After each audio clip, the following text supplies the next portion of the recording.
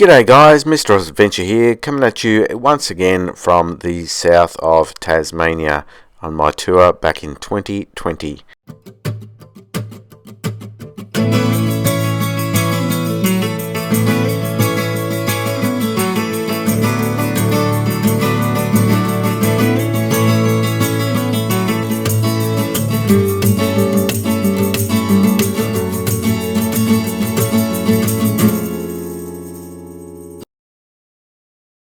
After a few days meandering about on the Tasman Peninsula in the rain, the sun had come out and it was time to head back towards Hobart. I followed the main road back off the Tasman Peninsula, coming to a T intersection where I'd come the previous day from the right on the main road, but I decided to go back a different way, taking some back roads towards Hobart.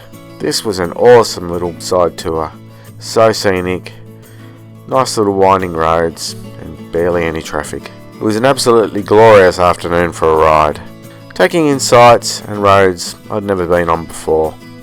It's always good exploring new places and seeing what's around the next corner.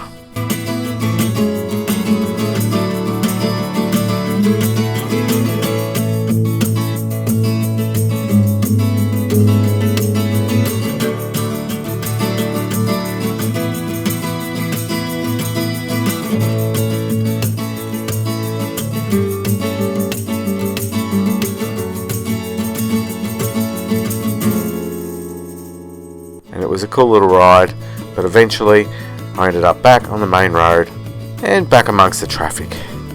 But with views like this across the water, it wasn't too bad and I could put up with the slow traffic. In the last few videos I've been talking a lot about Australia's convict history in Tasmania, focusing mainly on the male convicts at Port Arthur, but what about female convicts? Were there any female convicts? Well, there certainly were female convicts, and I'm just about to find out more of that side of Australia's convict history back in Hobart. Before long, I could see Mount Wellington looming above Hobart once again, and not long after that, I hit the city traffic. I was back in downtown Hobart, headed towards my next destination. But it didn't take long winding my way through Hobart's city traffic to get to my next destination, which was the Cascades Female Factory, also known as a female prison. So I've ridden across from the Tasman Peninsula, left Port Arthur and everything, through some winding, awesome roads, but the wind, oh man, the wind was so strong. And I've just rolled up here on the other side of Hobart at the Cascades Female Factory, which is another World Heritage listed historical site, and I think we're just down the road from the Cascade Brewery here. So I don't know a lot about it. I've known it existed for a while, but it's not as famous as Port Arthur or anything like that. But yeah, we'll go and have a look here and see if it's worth visiting. Okay, $8 to get in. I can do that. Yeah, let's do that. Now this is our first yard that was actually constructed. It was first built as a distillery. Now, unfortunately, the owner of the distillery went bankrupt and he was forced to sell this land back to the government. It was converted in 1828 as our first southern female factory in the state. Over the next 30 odd years, the rest of the site was built. And it used to span the entire street. Wow. 5 yards, built to house roughly 700 to 800 women. The fresh water cascades down from the mountain past the brewery into Hobart. This was the main source of drinking water. And unfortunately, from the brewery down, it was contaminated with raw sewage. Yeah. So cholera and typhoid epidemics were a constant factor of daily life. In fact, water got worse as it went down into Hobart. While one person was transported out here for stealing the sheep, would not have been the same for somebody else. It often depended on a few simple factors. Probably the biggest one was who the judge was and how he was feeling. How much pressure he was under to get you on a ship or execute you. It just depended. It was your nationality was a very big factor. Irish people were sent out to Australia a lot more than any of the other nationalities. And your age was a big factor as well. Women were mostly sent here between the ages of 15 and 35 because you're breedable.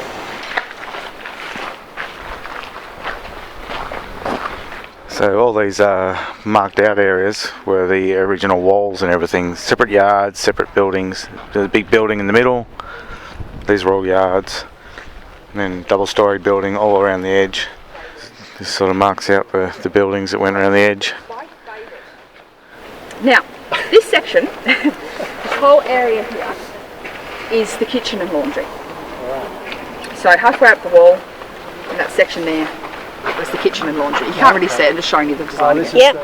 And hard labour was manually washing of the guards, soldiers, convicts' uniforms. They rewashed sanitary items because pads and tampons didn't exist.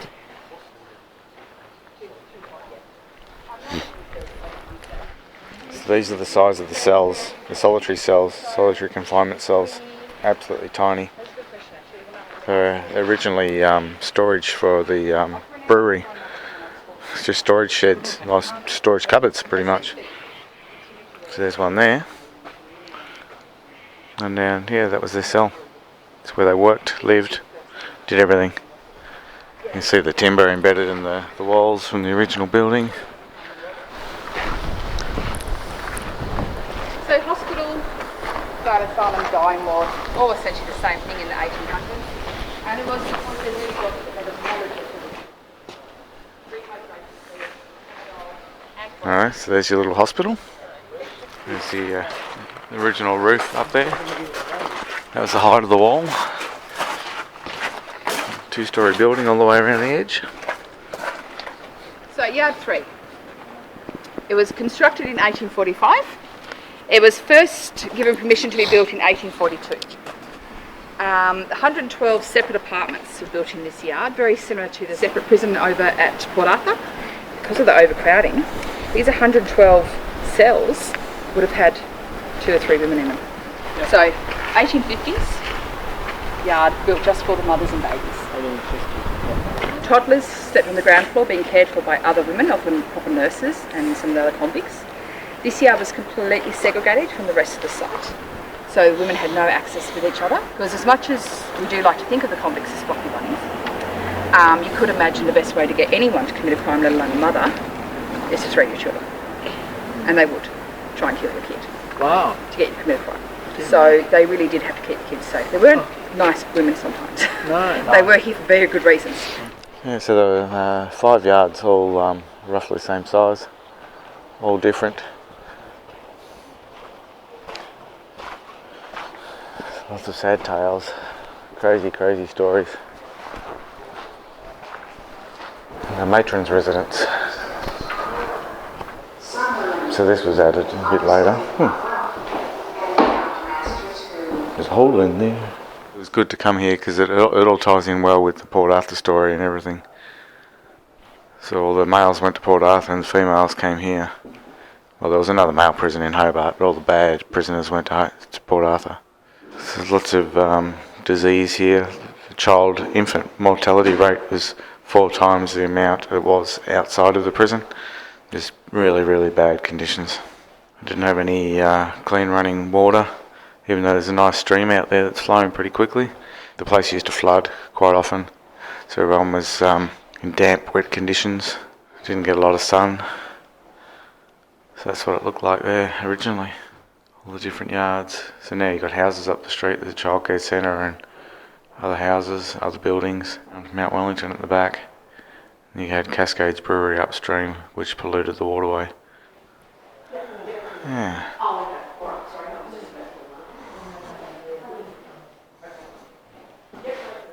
There's another photo of it.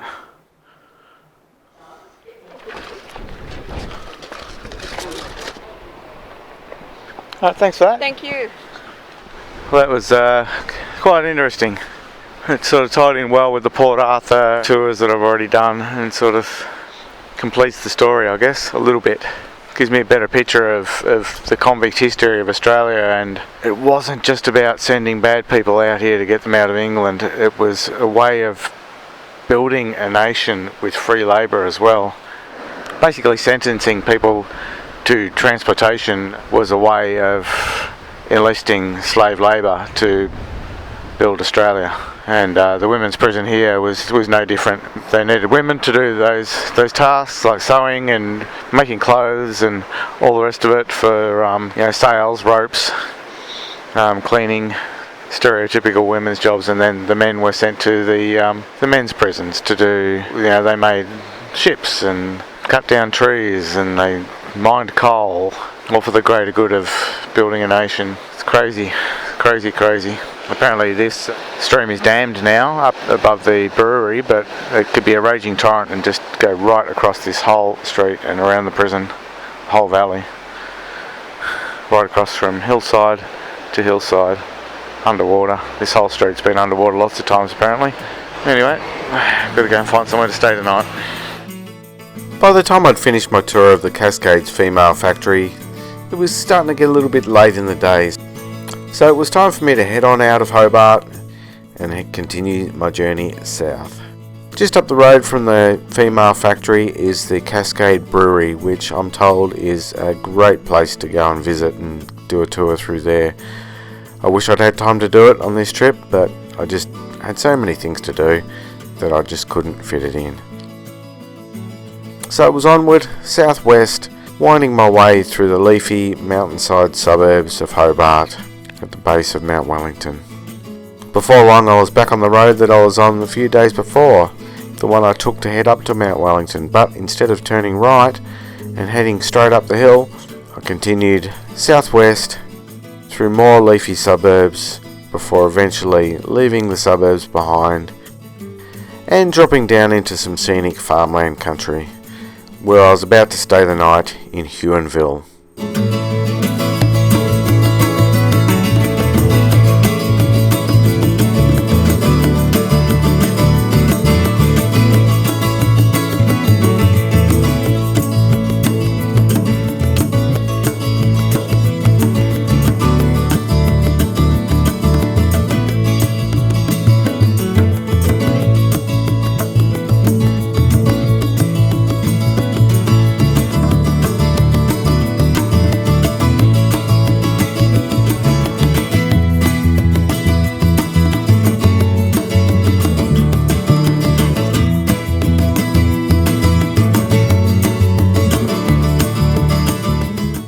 After stopping for a little fuel stop, I headed back out of town, not too far, only about a kilometre out of town, to a beautiful little caravan park. Alright, after an awesome day of winding, twisting back roads and checking out some very historical sites, I've made it to the Huon Valley, this caravan park here. It's very scenic, there's a river down there.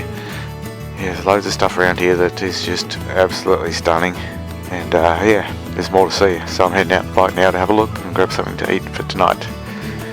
Let's go see what we can find. It had already been an absolutely massive day, starting the day at Port Arthur and exploring the Tasman Peninsula, as seen in my previous video, before heading back to Hobart and exploring the women's prison at Cascades Female Factory. I'd done a lot, but I only had a few days left in Tasmania. I still wanted to pack as much in as I possibly could, so instead of just sitting around the camp relaxing, I felt the need to go and explore the Huon Valley a little bit and go for a ride along the Huon River, as I thought it might be a very scenic ride. And I'll tell you, I weren't disappointed at all. Tasmania is known as the Apple Isle. It's long been famous as an apple growing region throughout Australia, and the Huon Valley was the prime apple growing region in Tasmania. As with other areas in mainland Australia, apple growing has somewhat declined in recent years, giving way to other somewhat more profitable industries such as wineries, as well as apple growing, which still goes on in a smaller capacity these days. There are lots of wineries around the area. There's obviously lots of water activities up and down the river. There's sailing, fishing, all the rest of the activities you would imagine with seaside villages. Huonville is the largest town in the Huon Valley, but there are small towns dotted along the Huon River. I passed through the small town of Franklin and a couple of other little villages before getting to Port Huon, where I decided to turn around. It was getting a little bit late in the day, I was getting a little bit hungry and tired, and also starting to get pretty bloody cold. So I turned around and followed the river back, which was awesome, seeing it in the other direction. It was an absolutely stunning ride in both directions. And of course, I just had to stop for yet another photo in yet another stunning location in Tasmania.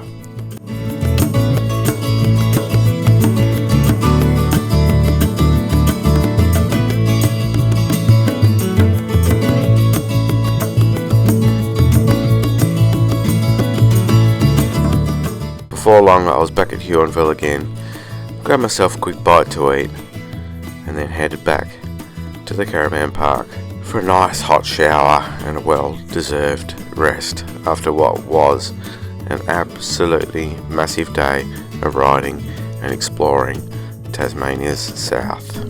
Make sure you check out the next video because we're continuing the journey south and even catching a ferry to a smaller island off the coast of Tasmania. It'll be in that video that I end up at the most southerly place in the world I've ever been, and I turn around and start my journey back northward to Queensland. Thanks for watching, guys. Stay safe out there and keep on adventuring.